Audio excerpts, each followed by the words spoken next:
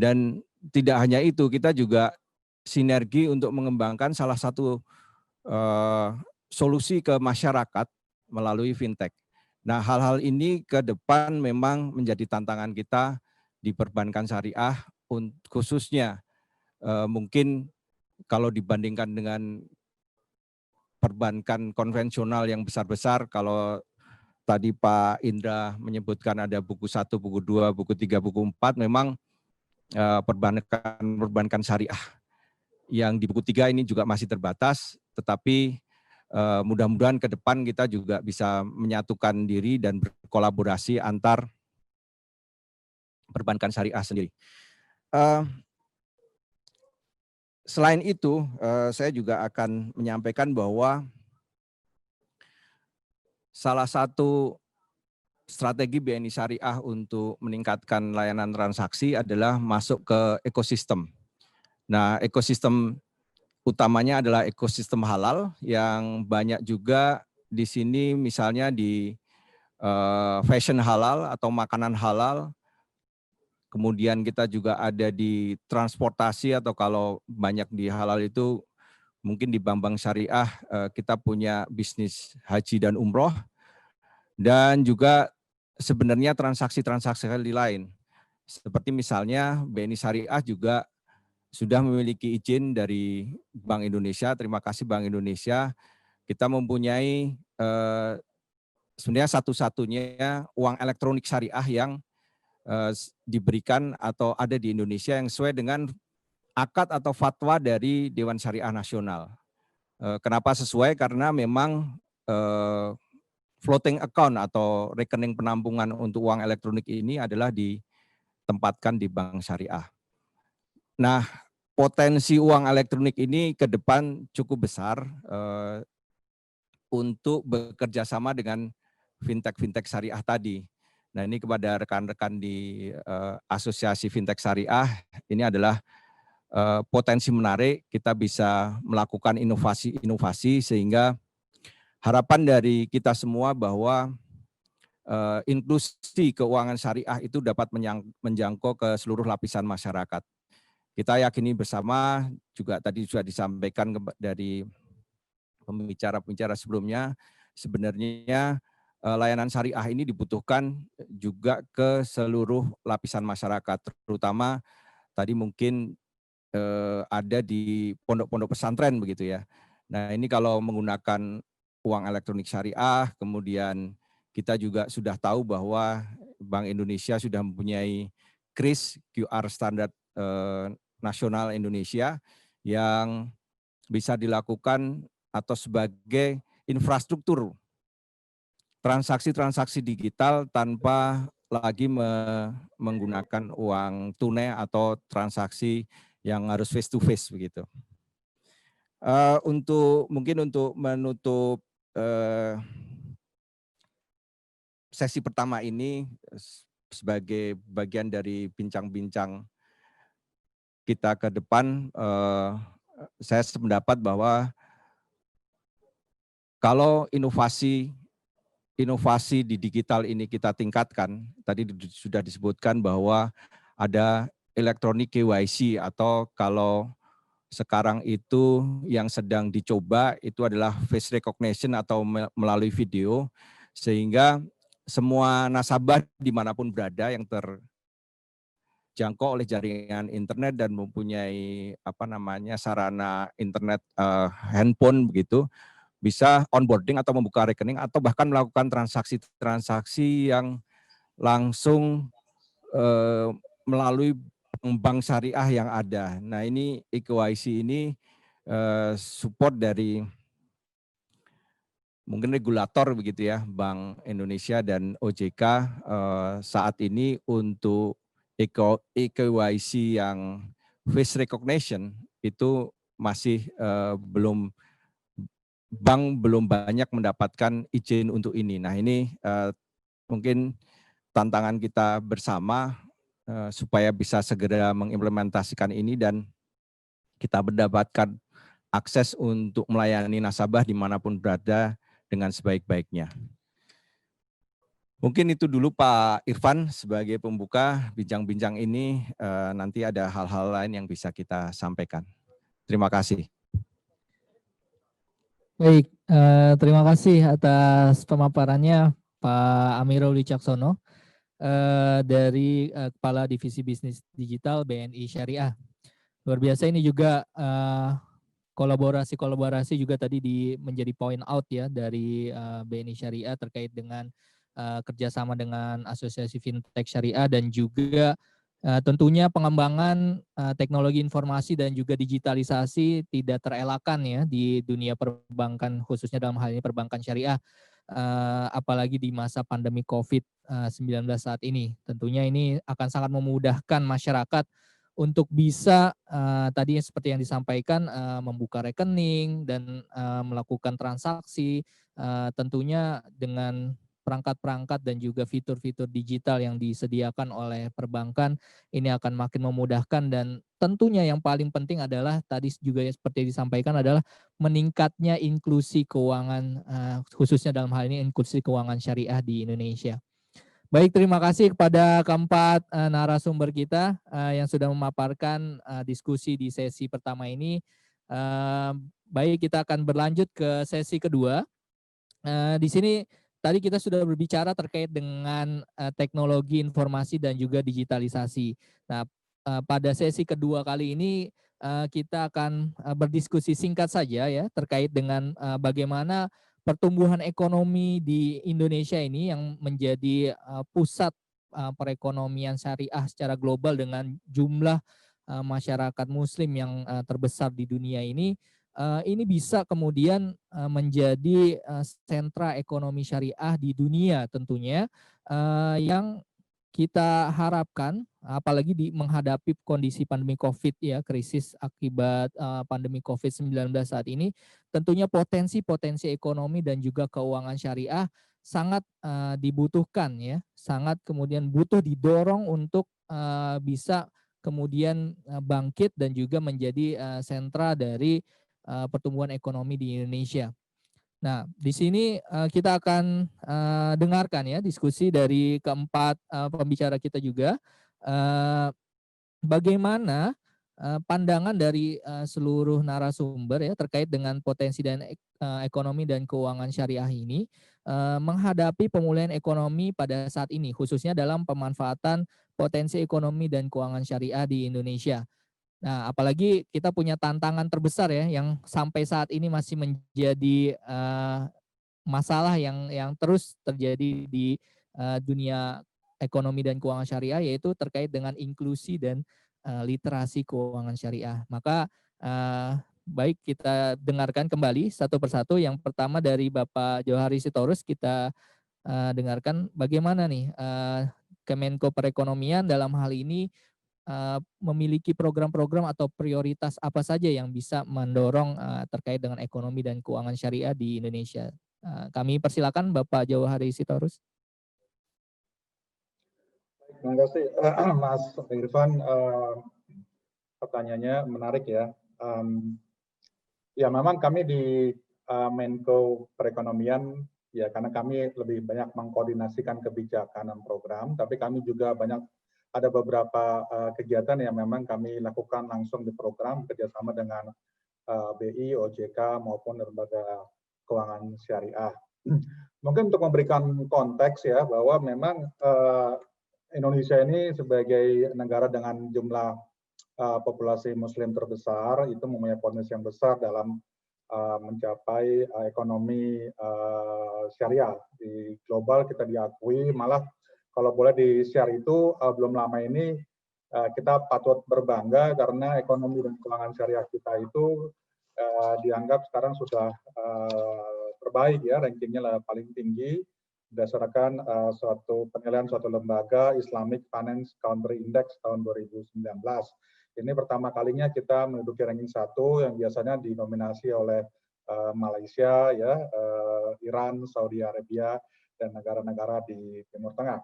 Jadi kita patut berbangga, dan kalau kita lihat dari potensinya sendiri, secara keseluruhan kita itu di nomor 5 masih ya di dalam konteks Islamic Economic Indicator Score ya. Sebenarnya potensi kita itu masih cukup besar, tapi belum terrealisasi. Ya, pertanyaannya bagaimana kita merealisasikan potensi ini, dan masa pandemi COVID-19 ini harusnya tidak mengurangi momentum untuk meningkatkan posisi kita, meningkatkan ekonomi dan keuangan syariah di tanah air.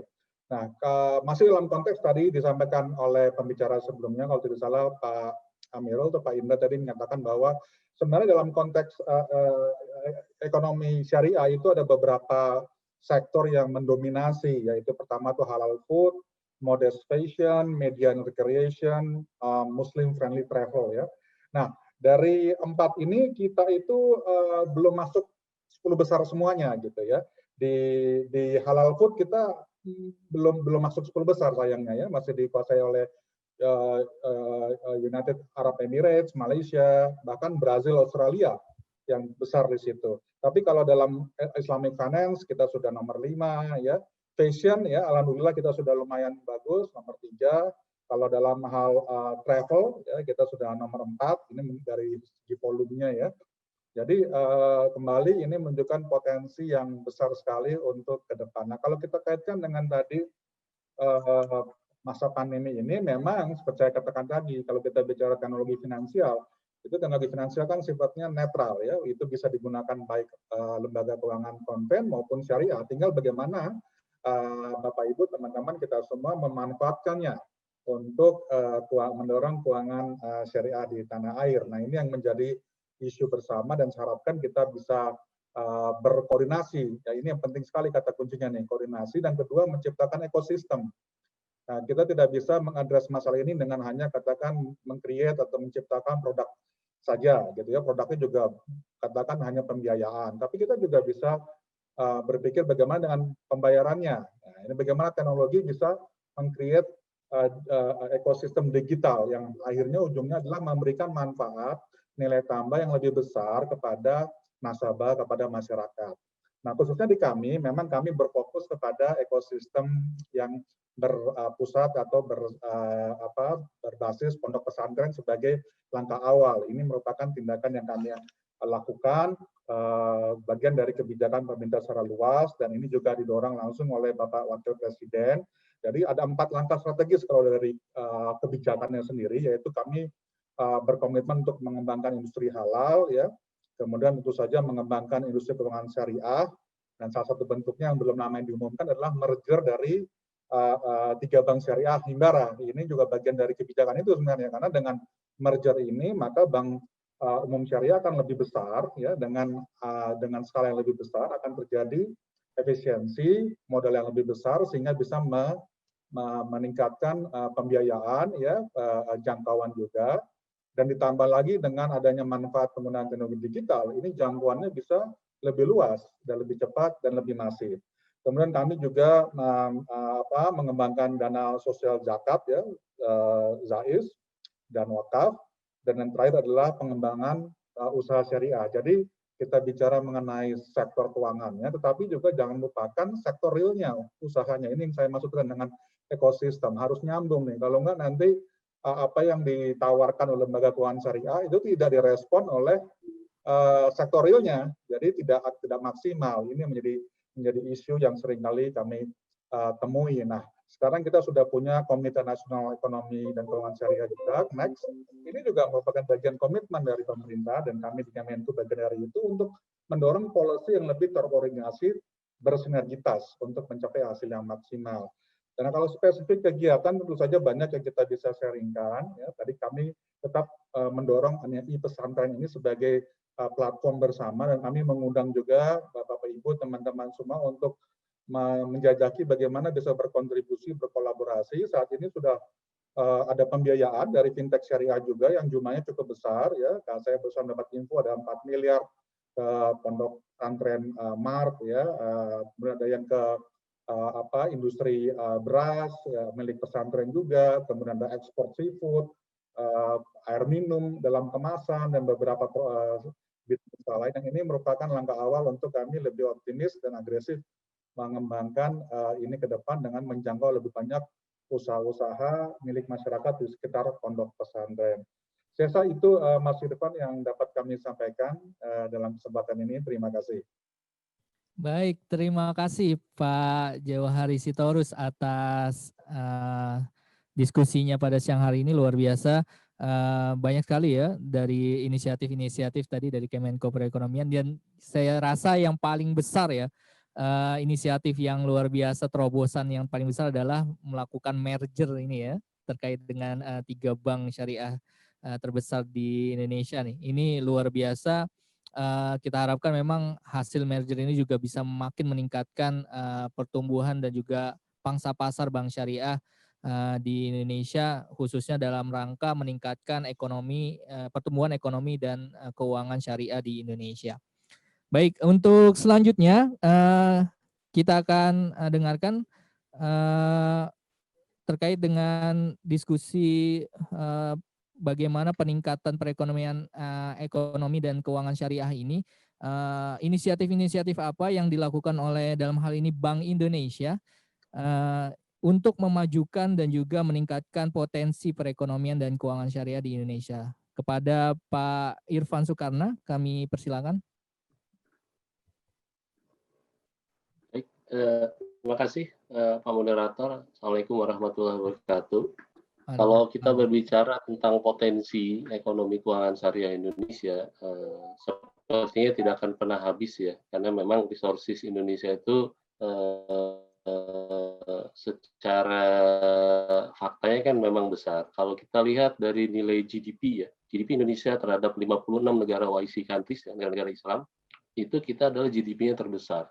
Sekitar 14% share GDP Indonesia terhadap total negara OIC. Nomor 2 terbesar itu adalah Turki. Nomor 3 adalah Arab Saudi. Dan 3 negara ini masuk negara G20 ya di dunia.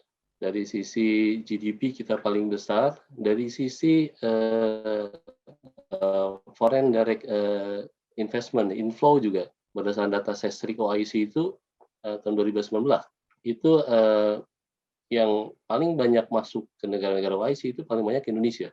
Indonesia mengambil porsi share sekitar 20% FDI yang masuk terhadap total negara OIC. Artinya dunia itu memang percaya dengan Indonesia bahwa Indonesia punya resources, punya potensi, termasuk tadi dalam ekonomi keuangan syariah. Nah, bicara potensi ekonomi keuangan syariah, saat ini kita tidak hanya bisa bicara tentang keuangan syariah. Jadi kita berbicara ekonomi syariah adalah harus satu kesatuan, keuangan syariah dan ekonomi syariah. Maksudnya sektorialnya, usahanya, industri halalnya. Itulah yang menjadi potensi besar ke depan, bagaimana aset keuangan syariah. Kalau kita lihat sebenarnya aset keuangan syariah Indonesia terhadap global itu belum sampai masuk 3 besar. Total aset keuangan syariah 2,2 triliun US dollar ya. 3 besar itu selalu kalau nggak Malaysia, Arab Saudi, dan Iran. Indonesia itu aset keuangan syariahnya mungkin sekitar 70-90 miliar dolar. Mungkin urutan ke-6 atau ke-7 ya, di bawah Qatar dan di bawah Kuwait ya. Turki kita biasa 11-12 udah tipis, tapi kita sudah melewati Bahrain. 5 tahun yang lalu kita di bawah Bahrain. Sekarang kita sudah di atas Bahrain dari sisi aset. Nah, namun aset itu sebenarnya bisa lebih ditingkatkan kalau kita bisa mengkonekkan antara keuangan syariah dengan yang tadi sektorialnya, industri halalnya. Atau kita lihat peta global ekonomi syariah, termasuk dalam keuangan syariah, paling besar memang saat ini keuangan syariah yang tadi saya bilang 2,2 triliun US dollar. Tapi industri halalnya, sektorialnya, yang paling besar adalah halal food. Halal food itu untuk aset global itu marketnya sekitar 1,5 sampai 2 miliar dolar. Dan market terbesar halal food di dunia adalah Indonesia. Dari 1,5 sampai 2 miliar dolar total halal food global, sekitar 170 miliar dolar itu adalah marketnya Indonesia. Jadi marketnya halal Indonesia itu terbesar di dunia, yang diisi oleh berbagai macam negara yang menjadi supplier. Itulah tadi disampaikan oleh Pak Juhari, kita belum menjadi player, masih menjadi market, big market. Padahal halal food adalah industri ekonomi syariah yang terbesar setelah keuangan syariah. Unfortunately, industri halal ini baik global maupun di kita, itu sumber biayanya tidak sebagian besar itu bukan dari perbankan atau keuangan syariah. Ini menjadi potensi sebenarnya bagi lembaga keuangan syariah, BNI Syariah, BJB Syariah, supaya yang tadi market halal Indonesia yang 170 miliar dolar, kalau misalnya bisa 50%, itu bisa meningkatkan aset keuangan syariah. Karena berdasarkan informasi yang kita terima, industri halal itu seperti contoh di negara tetangga kita tuh Malaysia yang syariah lebih maju pun itu sumber pembiayaan bagi industri halal di Malaysia itu masih di bawah 30% dari keuangan syariah, apalagi di Indonesia. Artinya apa?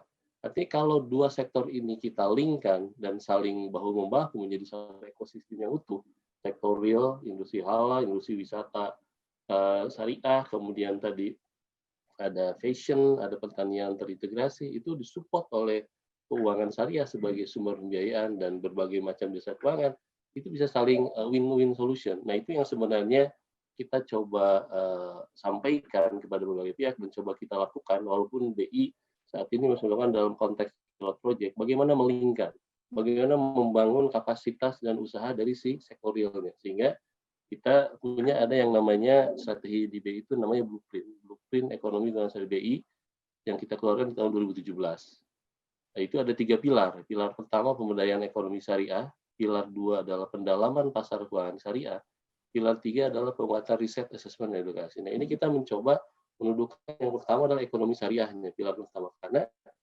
keuangan syariah itu kan bisa bertumbuh kalau memang sektor real juga bertumbuh, membutuhkan pembiayaan. Kalau sektor real tidak kita naikkan, keuangan syariah juga tidak bisa naik sebagaimana yang seharusnya.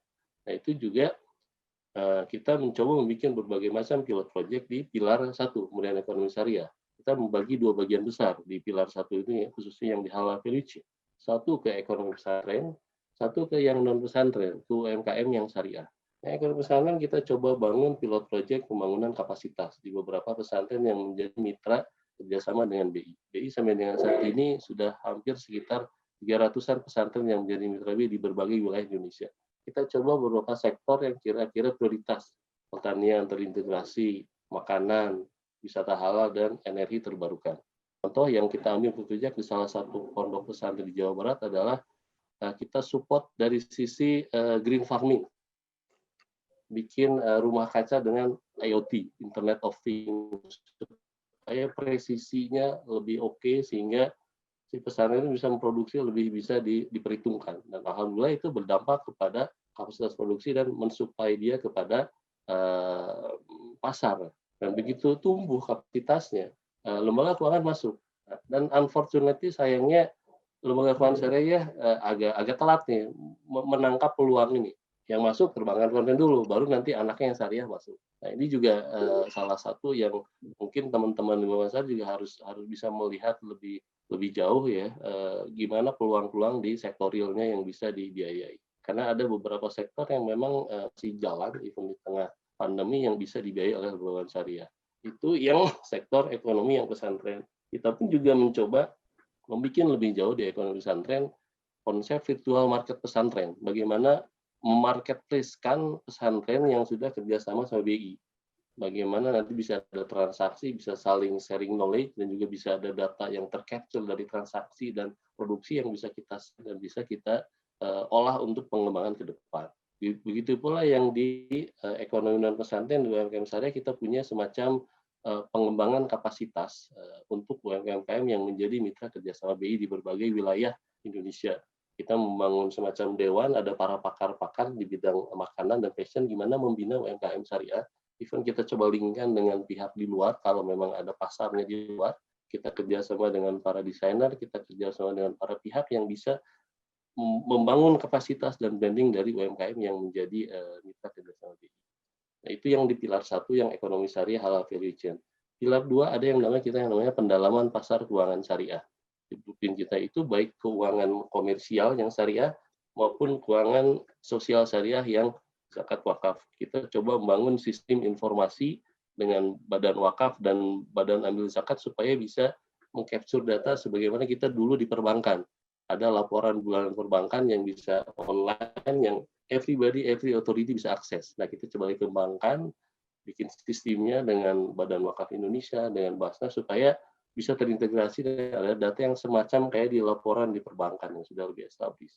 Kita coba juga bekerja sama dengan berbagai pihak, inisiatif bagaimana mengintegrasikan keuangan komersial syariah dengan sosial syariah. Misalnya kita konsepnya ada sukuk tapi base-nya wakaf. Nah, itu bekerja sama dengan Asosiasi Wakaf Produktif, bekerja sama dengan Badan Wakaf Indonesia, dengan Kementerian Keuangan, dengan Kementerian Agama meluncurkan di semester 1-20 ada yang namanya Cash Wakaf Link Sukuk. Itu merupakan sukuk negara wakaf yang pertama di dunia. Jadi sukuk negara base-nya dengan wakaf. Nah, itu pun juga salah satu inisiasi yang kita dorong bagaimana tercipta di market satu variasi instrumen yang bisa melingkan antara keuangan komersial syariah dalam bentuk sukuk dengan aset sosial syariah dalam bentuk wakaf. Nah, ini kalau dikembangkan lebih jauh bisa semakin menumbuh kembangkan yang keuangan sosial syariah disupport oleh yang komersial syariah. Nah, yang pilar yang ketiga, penguatan asesmen edukasi, kita mencoba yang tadi disampaikan di awal, bagaimana meningkatkan literasi, pemahaman, awareness. Nah, kita mencoba bikin semacam indeks literasi. Sebelumnya OJK sudah bikin ada yang namanya indeks literasi keuangan syariah nasional dari 2013, setiap 3 tahun ya. Nah, kami di BI tahun kemarin meluncurkan ada namanya indeks literasi ekonomi syariah.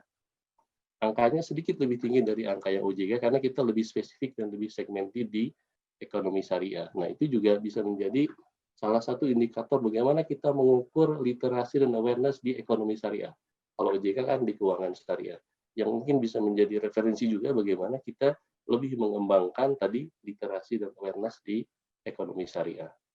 Mungkin sementara seperti itu, Pak Moderator, apa yang dapat kami sampaikan dari Bank Indonesia.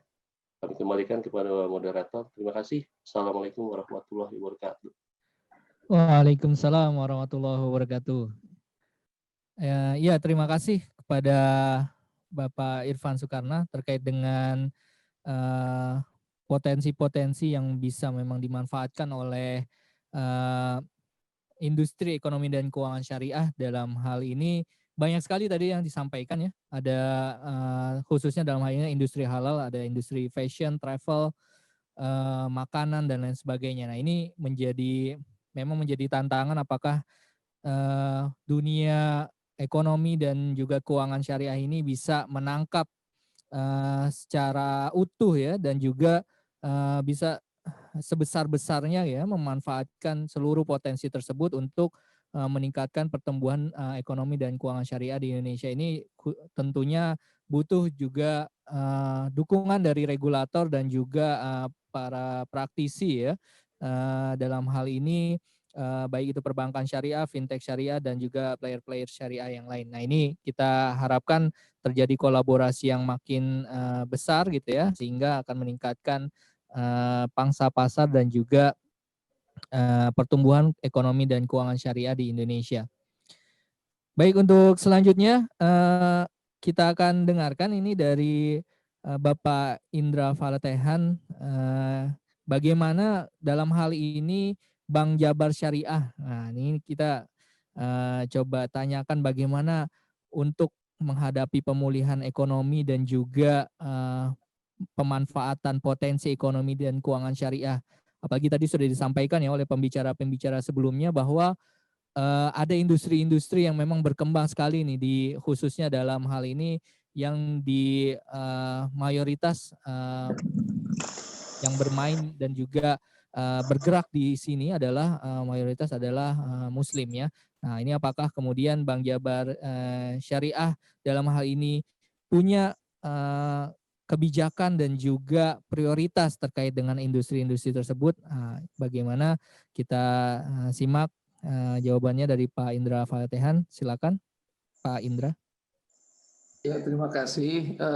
Saya sepakat dengan tadi yang disampaikan dua narasumber sebelumnya, Pak Jauhari dan Pak Irfan, bahwa yang paling penting di sini adalah koordinasi dan kita ekosistem atau tadi disampaikan dicontohkan oleh Pak Irfan terkait dengan industri halal.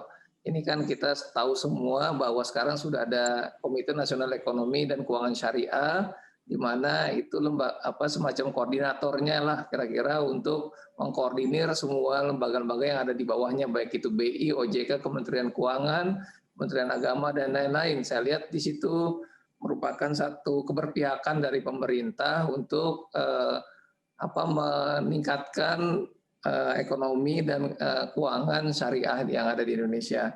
Nah, kalau kita lihat tadi disampaikan oleh Pak Jauhari juga bahwa untuk Islamic Finance sudah nomor 5, kemudian Fashion nomor 3, Travel nomor 4, tapi halal food ini kita masih jauh dari nomor 10 gitu ya kira-kira, dan itu Indonesia hanya dipakai sebagai market, belum sebagai produsen. Nah, kemarin juga kita tahu sama-sama bahwa sudah ada inisiatif untuk mengumpulkan beberapa lembaga di bawah Kementerian BUMN, kemudian Lembaga Pembiayaan Ekspor Indonesia, Kementerian Keuangan yang sifatnya high level untuk mencetuskan kebijakan-kebijakan strategis untuk bisa Indonesia ini menjadi pusat daripada halal food itu sendiri. Jadi bukan hanya sebagai market tapi sebagai produsen halal food di sini. Nah, terkait dengan itu saya lihat untuk di Indonesia saya lihat keberpihakan pemerintah itu sudah sangat tinggi. Tinggal kita sebagai pelaku-pelakunya menangkap peluang yang ada ini. Nah, tetap saja tetap perlu ada koordinasi di antara para pihak. Nah, ini yang tentu perlu membangun secara bersama-sama. Untuk di Bank BJB Syariah sendiri tadi dikatakan misalnya terkait dengan inklusi dan literasi gitu ya. Kita seperti tadi saya sampaikan di awal, kita menggarap memang untuk Islamic School dan Islamic Campus gitu ya, yang itu alhamdulillahnya kemarin kita terkait dengan inklusi keuangan, Bank BJB Syariah termasuk juara 1 untuk Bank Umum Syariah untuk yang simpanan pelajar. Alhamdulillah kemarin dengan itu kita memang berharap inklusi keuangan dan maupun literasi keuangan itu bisa dimulai dari pelajar sehingga para siswa itu nantinya begitu sudah bekerja mereka sudah memiliki paling tidak akun syariah atau akun bank syariah. Terkait hal tersebut, tentu ini masih banyak hal lain yang perlu kita garap selain tadi institusi sekolah atau lembaga pendidikan. Tentu tadi seperti yang disampaikan oleh Pak Irfan dan Pak Johari, untuk yang industri halal ini perlu Bank BJB Syariah garap dengan baik.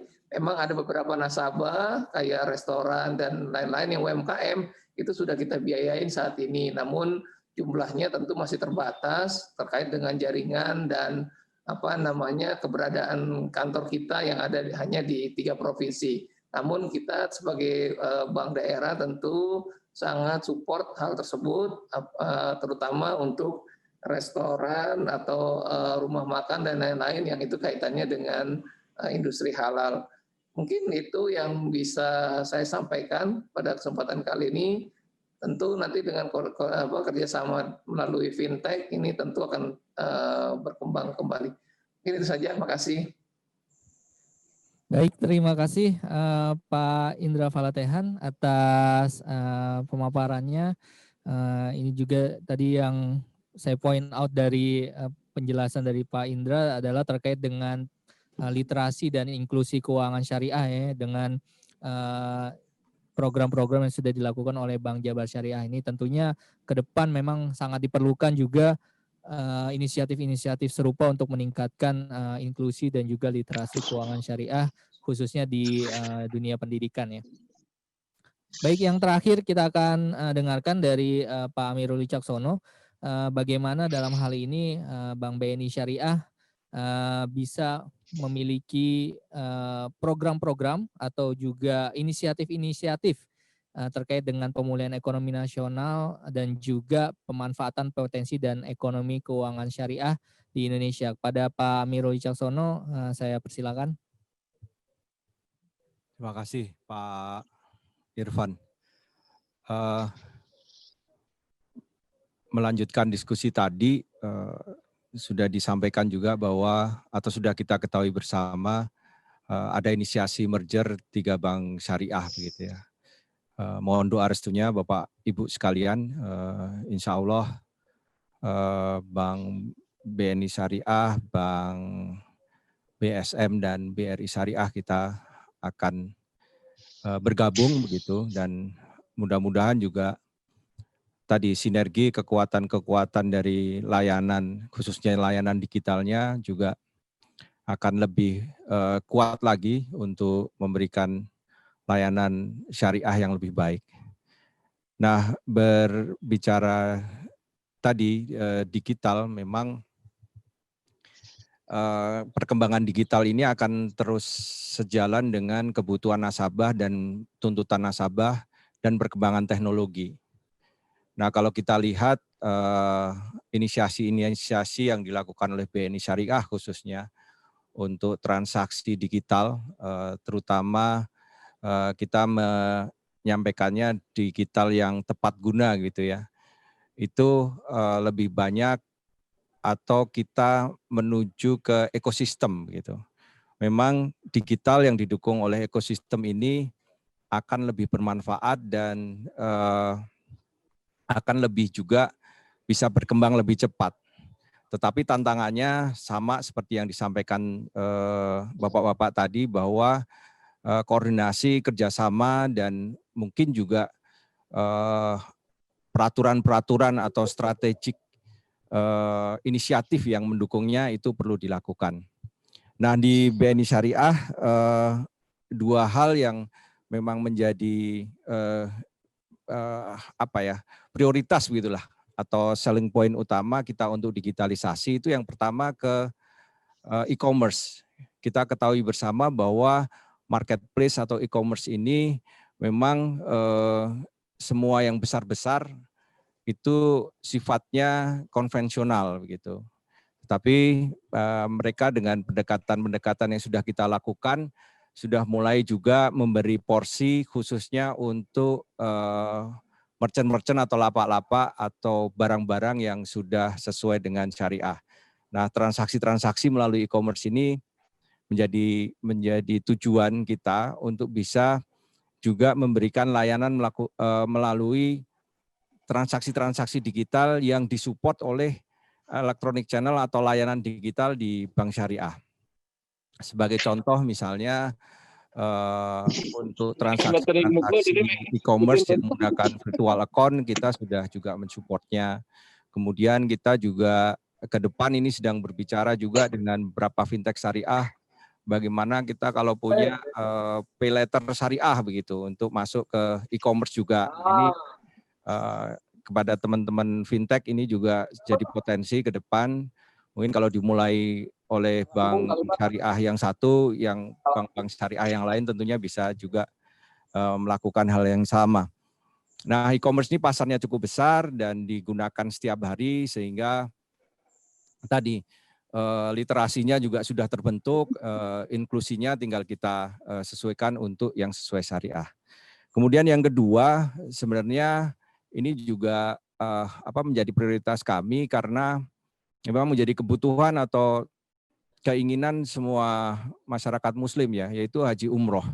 Nah, haji umroh ini kita ketahui memang saat ini selama pandemi belum menjadi tertunda begitu ya pengembangannya, tetapi qadarullah kita juga bisa bersiap-siap mengembangkan sistem-sistemnya termasuk dari sistem-sistem atau transaksi digital yang dilakukan oleh agen-agen atau biro umroh itu sendiri. Kemudian kita juga mempunyai inisiasi misalnya untuk haji, kita memberikan kartu atau uang ongkos haji itu tidak tunai lagi tetapi masuk ke kartu sehingga bisa menarik ATM di sana. Kemudian kita juga untuk pembayaran-pembayaran yang sifatnya digital untuk store misalnya Sipatuh untuk umroh ataupun Siskohat untuk haji itu juga dilakukan secara digital. Nah, hal-hal ini kalau prioritas ini bisa dikerjasamakan bersama dari regulator, kemudian juga dari pemain-pemain bank dan fintech-fintech juga, ini akan menjadi pendorong untuk ekosistem-ekosistem yang lain. Mudah-mudahan dua hal ini yang bisa kita segera selesaikan pada saat nanti bisnis umroh juga sudah mulai membaik lagi tahun depan, dan e-commerce tentunya memang perkembangannya Bapak Ibu kalau dari angka yang ada itu e-commerce tumbuh sekitar 57% begitu pada saat pandemi ini. Jadi orang-orang yang biasanya beli ke pasar-pasar karena pasarnya tutup atau mallnya tutup itu memang mau tidak mau, suka tidak suka beralih ke transaksi online. Dan sudah dibuktikan beberapa masyarakat nasabah kita yang mungkin juga merasa bahwa dia harus memenuhi keyakinannya mencari layanan yang sudah diberikan oleh lembaga finansial syariah. Itu Pak Irfan mungkin yang bisa kita tuju ke depan begitu ya.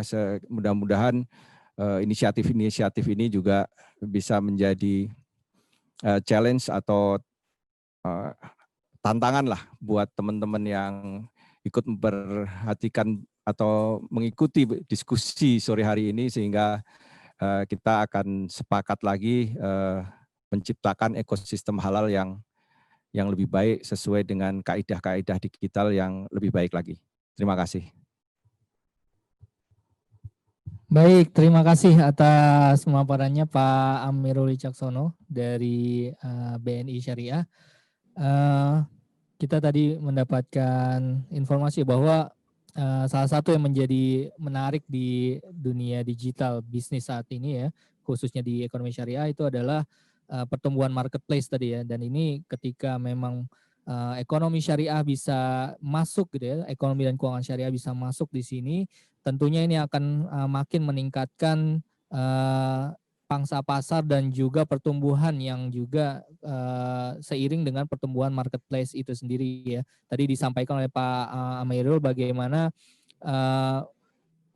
pay later tadi sebetulnya bisa menjadi salah satu terobosan ya, pay later syariah yang bisa kita manfaatkan untuk dunia marketplace ya, kolaborasi marketplace dengan fintech. Nah ini ditunggu memang terobosan-terobosan selanjutnya yang tentunya akan makin meningkatkan dan memeriahkan dunia industri ekonomi dan keuangan syariah di Indonesia.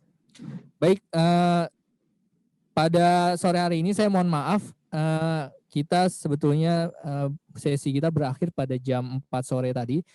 Ini kita sudah lewat hampir setengah jam. Oleh karena itu saya mohon maaf untuk tanya jawab. Sesi tanya jawab saya tiadakan di sini.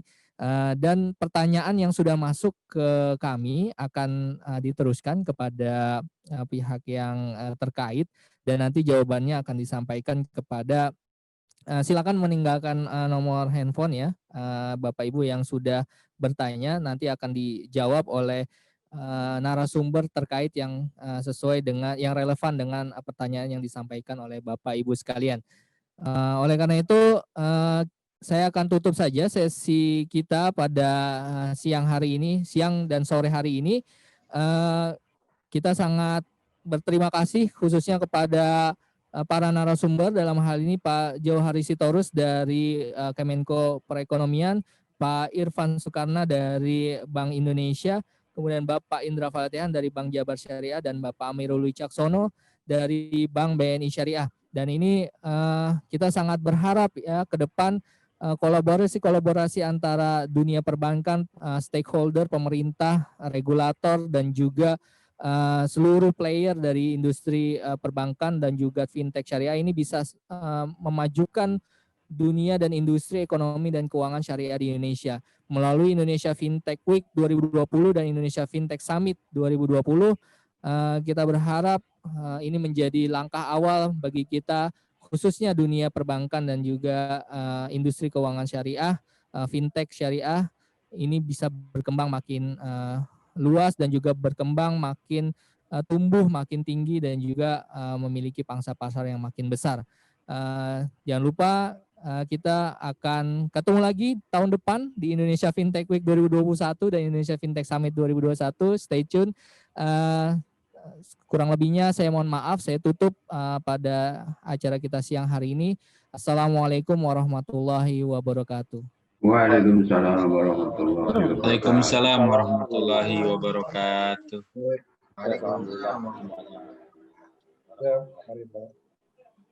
Sukses acaranya. Izin live. Terima kasih.